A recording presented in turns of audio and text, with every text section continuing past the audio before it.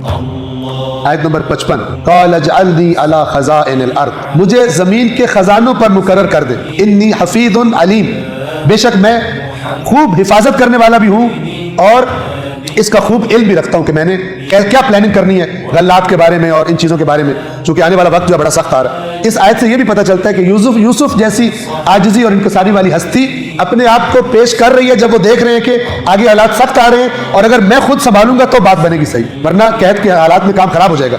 लेकिन अगर मैं मसलन मेरे हाथों में हो मामलात तो मुझे चूंकि इल्म है तो मैं इन लोगों को मुसीबतों से बचा लूंगा।